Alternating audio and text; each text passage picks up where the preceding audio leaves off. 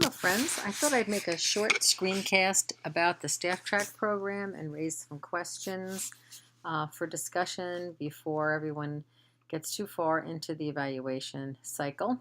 So I'm sure you remember you changed to Staff Track when you want to do your evaluations. Make sure the year is changed and then you'll have your school. And this is the area where we entered our data last year. What we talked about at the end of the year is this is where you will schedule your evaluations, and the teachers will be getting an invitation when something is scheduled. Obviously, if something is unannounced, they won't get a schedule. There's a variety of ways that you can start the scheduling process, and under here there's the observation schedule estimator. You can start here by moving people down into the categories like this, and you'll see the person comes up, the color is purple. Then when you go to the observation scheduler, this would be here in purple. You could click on it and then you can actually edit it and then put in the real date, who's doing the observation, etc. I'm going to delete this right now so that this doesn't get confusing. And what will happen is once it's scheduled, the person will get an email that it's being scheduled. They'll also get an email that the observation is ready. And when they log in, they'll be able to click on and see their observations. And we have this set up to say that the electronic signature is how we'll be handling things this year. If you remember last year, we basically used two of these categories, and some people did it one way and some people did it another. What I would suggest is that you find one column to use your domain 2. So here, if this was what you would do, here is you would end up choosing in the middle here, and when you're adding the new observation, when it is a domain 2, it's this unannounced observation rubric, and domain 2 only will fall into that category. And if we end up using, we would see then everything that just has something here should just be domain 2.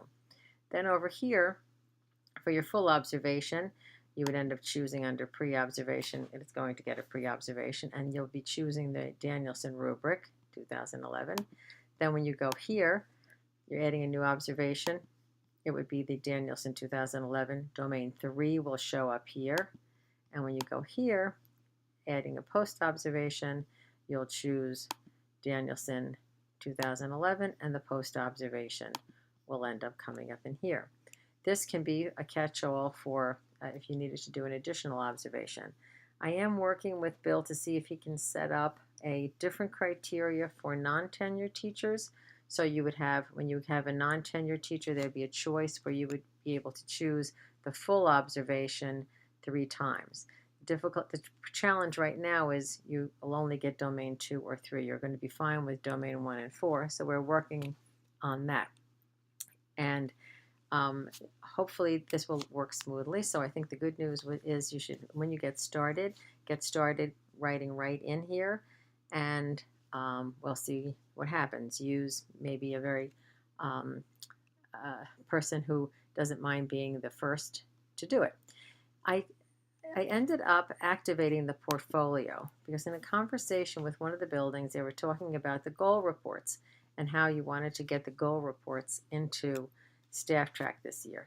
This would be a very easy way to do it. I think you need to have the conversation as a team as to whether that's what you want to do, because here every teacher would have a portfolio.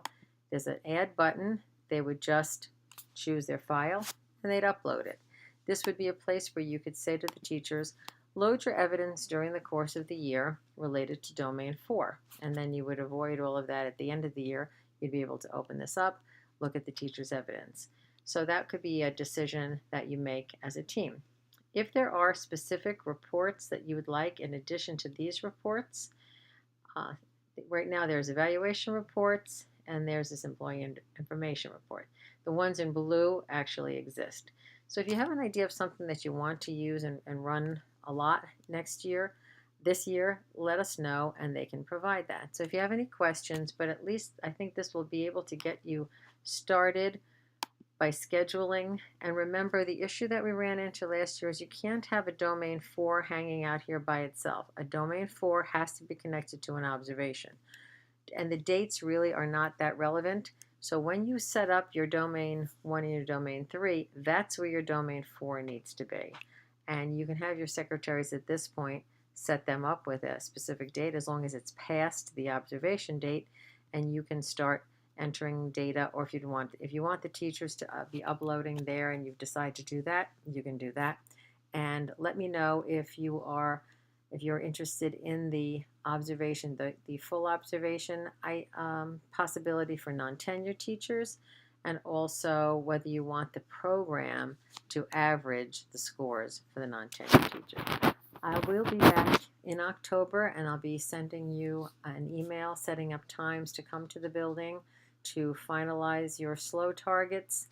I'll be in the district October 21st and 22nd, and also to take a look at making sure that all of the slows are linked to the correct people. So have a great year, and it was great seeing everyone, and I will see you soon, and you know you always can reach me by email or my phone. Thanks.